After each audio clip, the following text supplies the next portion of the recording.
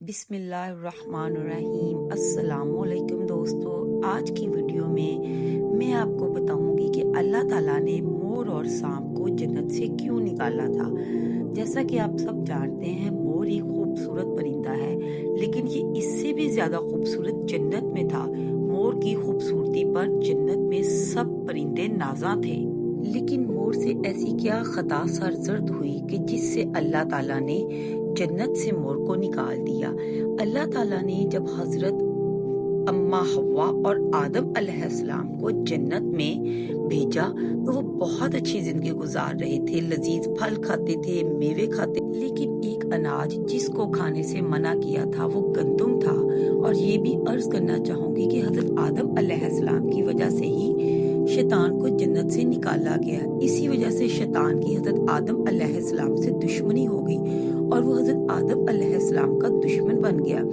شیطان کی یہ خواہش تھی کہ وہ کسی طرح حضرت آدم علیہ السلام اور اماں حوا کو جنت سے نکال دے۔ جب شیطان کو معلوم کہ حضرت آدم علیہ السلام اور حضرت اماں حوا کو سارے پھل اور میوے کھانے کی اجازت ہے سوائے گندم کے، تو اس شیطان کے دل میں انتقام کی آگ بھڑکنے لگی اور وہ جنت کے دروازے پر آیا اور بیٹھ گیا اور 300 سال تک جنت کے دروازے پر بیٹھا رہا کہ کوئی باہر آئے اور وہ بات کر سکے۔ ایک دن اچانک سے مور آیا اور شیطان بہت خوش ہوا کہ وہ شیطان اب اس سے پوچھنے لگا، اے خوبصورت پرندے تم کون ہو؟ تو مور نے جواب دیا، میرا نام مور ہے۔ اور تب مور نے پوچھا کہ تم کون ہو، تم بھی مجھے اپنا تعارف کرواؤ۔ تو تب شیطان نے جھوٹ بولا کہ میں ایک فرشتہ ہوں اور اللہ کی یاد سے میں بالکل بھی غافل نہیں رہتا اور چاہتا ہوں کہ میں بھی جنت میں جاؤں، وہاں کی نعمتوں کو اپنی آنکھوں سے دیکھوں۔ اور شیطان نے مور سے کہا، اگر تم مجھے جنت میں لے جاؤ گے تو میں ایسی تمہیں 3 باتیں بتا دوں گا کہ تمہیں ہمیشہ کی زندگی مل جائے گی، جس میں نہ تو بڑھاپا آئے گا اور نہ ہی بیماری آئے گی، ہمیشہ کے لیے جنت میں ہی رہو گے۔ یہ بات سن کر مور لالچ میں آ گیا اور کہنے لگا، مجھ میں اتنی ہمت اور سکت نہیں کہ میں تمہاری خواہش پوری کر سکوں۔ ہاں، میرا ایک دوست ہے جو سانپ ہے، جو شاید تمہاری مدد کر سکے۔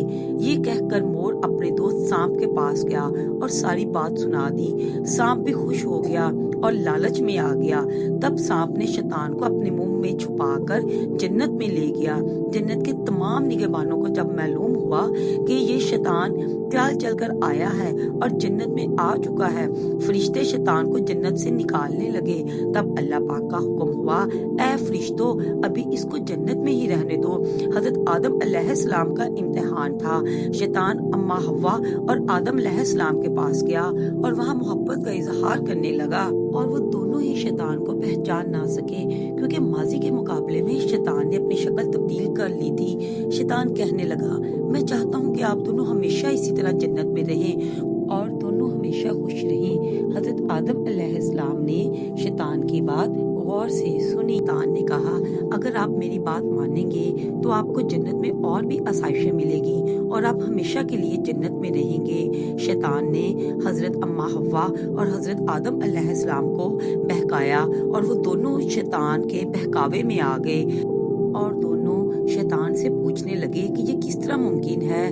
تب شیطان نے کہا، اگر آپ دونوں گندم کا کھانا کھا لیں گے یا گندم کا دانہ اٹھا لیں گے تو آپ کو ہمیشہ کی زندگی حاصل ہوگی اور آپ ہمیشہ کے لیے جنت میں رہیں گے، جنت کی آسائشیں آپ کے لیے رہیں گی۔ یہ بات سن کر حضرت آدم علیہ السلام سوچ میں پڑ گئے اور انہیں ساتھ ہی اللہ تعالیٰ کی نافرمانی کا خوف بھی تھا، لیکن اماں حوا نے حضرت آدم علیہ السلام کو گندم کا دانہ کھانے کے لیے راضی کر لیا۔